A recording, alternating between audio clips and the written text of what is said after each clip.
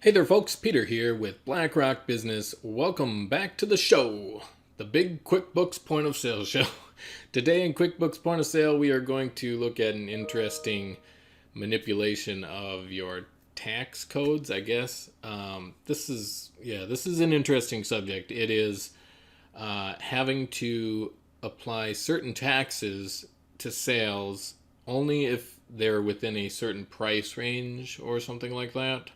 I actually had to look around the internet to figure out when this facility would come into play. Like, why would somebody use this? I guess I did find some information that certain other states may only need to be paid taxes if what you're selling and shipping to that state is within a certain price range or ticket. You know, if the total on your receipt is a certain size, you may need to pay taxes to that state.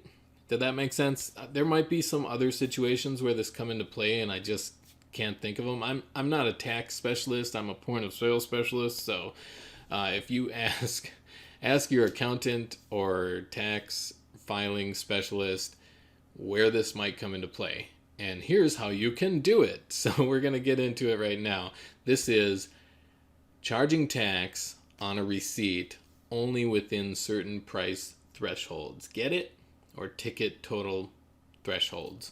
So, before we jump into that, I'm going to have you click on the link down in the description below to get over to our QuickBooks Point of Sale Facebook group. You can ask complicated questions, such as some of the things that we're covering here. And our excellent community of over 1,000 members, everybody will pitch in and have a dialogue, and we will figure everything out together. And I'll be over there, of course, as well. If you're on YouTube today, don't forget to hit subscribe so you get the latest, greatest QuickBooks Point of Sale videos coming at you all the time. You can learn a lot. All right, let's do it. So my point of sale here, I am going to go to File, Preferences, Company. And of course, we are heading back to the sales tax area over here. It's going to talk to QuickBooks Financial for a little while so that it gets everything straight and makes sure everything's mapped correctly. This seems to be taking a bit of time lately.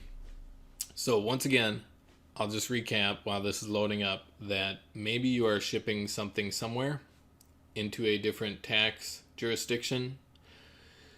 And maybe that state or county or parish or whatever it is, city, has certain rules and regulations that you need to collect tax from customers and remit it to that location when it's within a certain receipt total threshold. So let's say, for example, I think what we'll do today is I'm going to pretend that Louisiana needs to collect tax if you are selling a ticket that's over $50,000. You know, some people have really big tickets. Some people use point of sale to, sell boats and things. So who knows? First, I'm going to add a tax location. I'm just going to call it Louisiana. And this is totally fictitious. Talk to your tax specialist. All right. Now we have a new location called Louisiana. Currently, there is not yet a tax being collected there, and we're going to have a few options here. So this is all normal. Leave this as default. Now, what I'm going to do is a single price-dependent tax rate, which has to do with the entire ticket. You can also figure this into a multi-rate tax where you're paying some tax locally or some tax to the state or some tax to the city or parish or what have you, and only a portion of that could possibly be price dependent. But we're going to do the entire ticket to one single tax entity, price dependent. So here we go. Our tax rate in Louisiana, I have no idea what it's going to be. I'm just going to say 6.9%, and I don't know who their department is, but we'll just call it the Louisiana Department of Revenue. I'm not sure if that's what it's called. And this item, okay, so you can collect tax on an item if the unit price or shipping is more than, okay, so it applies to, yeah. So if a single item, I guess, is greater than, I'm going to say $50,000, like an RV or boat or something, collect this tax on an item only if the unit price or shipping is more than $50,000.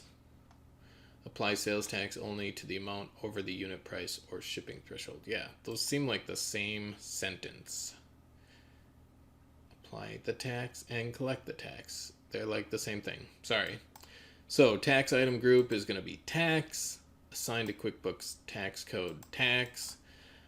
This is just the bucket it lands in there, and then it goes to this particular vendor, which is the state of Louisiana. So anything over $50,000, tax will be collected. Let's walk through a sales receipt where that actually happens. So I'm first going to change my tax location to Louisiana. Now that's all set. And you will see that if I ring up like a smaller type item, like the Exploding Kittens board game, the Louisiana tax down here is nothing. But if I want, let's see, do I have like a $100 item? Here's an $80 item. So let's say the $80 item, the Go-Go What's It, I'm actually going to sell, 1,000 of these. All right, now that single item is still under $50,000, so we're still good, still no tax. Now I'm going to remove both of these, and I am going to add one miscellaneous item, and the price for this item is going to be $57,000.